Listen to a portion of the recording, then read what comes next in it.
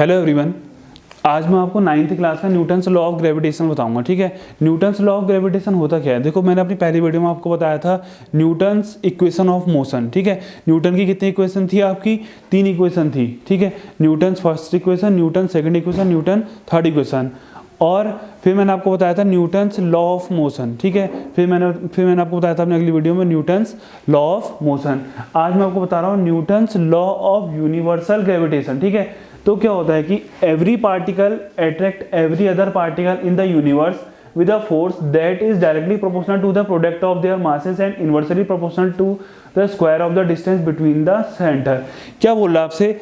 Every particle attract every other particle in the universe with a force that directly proportional to the product of their masses। जो भी universal में जो हमारे क्या है आपके पार्टिकल प्रेजेंट हैं, ठीक है, वो हमारे डायरेक्टली प्रोपोर्शनल किसके होते हैं? हमारे प्रोडक्ट के होते हैं। ठीक है, डायरेक्टली प्रोपोर्शनल किसके होंगे? हमारे प्रोडक्ट के होंगे। और हमारे इन्वर्सली प्रोपोर्शनल किसके होंगे? हमारे डिस्टेंस बिटवीन देयर सेंटर, उनके बीच की जो क्या होती है आपकी डिस्टेंस होती है, उसके क्या होंगे? वो इन्वर्सली प्रोपोर्शनल। डायरेक्टली प्रोपोर्शनल किसके हो गए? हमारे मास के हो गए। ठीक है, डायरेक्टली प्रोपोर्शनल किसके हो गए? हमारे मास के हो गए। और हमारे इन्वर्सली प्रोपोर्शनल किसके हो गए? Distance between the centre. जो दो आपके पास फोर्स हैं F1 और F2, उन दोनों के जो बीच की डिस्टेंस हो गई, उसके क्या हो गए? Inversely proportional. और मास के क्या हो गए? Directly proportional. ठीक है, अब नेक्स्ट है आपका formula of gravitational force. Formula of gravitational force में क्या होगा आपका? F equal to G m1 m2 upon R square. F क्या होता है आपका? फोर्स। ठीक है, जो हम किसी भी ऑब्जेक्ट में फोर्स लगाते हैं। G क्या हुआ आपका? Gravitational force. m1 क्या हुआ आपका? Mass of object m1। और m2 क्या हुआ आपका? मास ऑब्जेक्ट m2। और r क्या होता है आपका? Radius of the centre of mass. ठीक है, अब सपोज मैंने आपको यहाँ पर एक m1 दिया है और एक m2 दिया है, दोनों के फोर्स क्या हो गया आपका? F1 और F2 हो गया। ठीक है, m1 को मैंने आपको ब्लू कलर से दिखा रखा है और m2 को मैंने दिखा रहा है आपका रेड कलर से दिखा रखा है, जिससे आपको समझने में सहूलियत हो।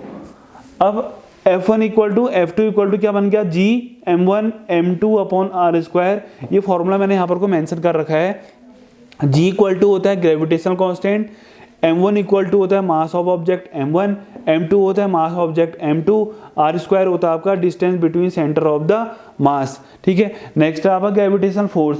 इन the universe there are many forces, a lot of pushes और pull. We are always pulling और pushing something even if only in the ground.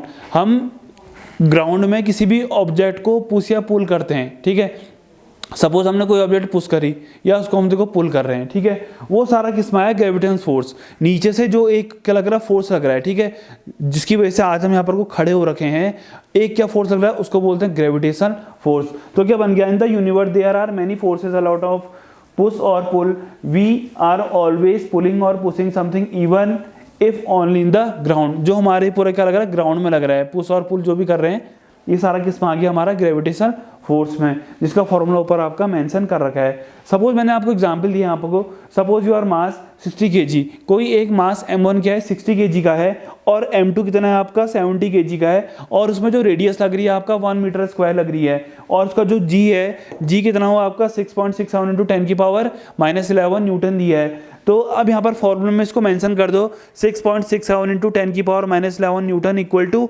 60 kg into 70 kg upon 1 metre square. अब जब हमने यहाँ पर उसको मेंशन कर दिया तो क्या बन गया आपका? 6.67 इंटू 10 की पावर -11 इक्वल टू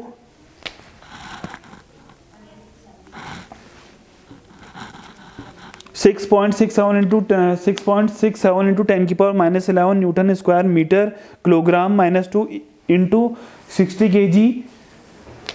यहाँ पर थोड़ा गलत हो रहा है, एक मिनट, अब सही है। 6.67 इंटू 10 की power -11 newton square metre kg square equal to 60 kg into 70 kg upon 1 metre square. जब आप इसको पूरा सॉल्व करोगे तो सॉल्व करने के बाद आपका आएगा 2.8 इंटू 10 की पावर -7 न्यूटन। Thank you.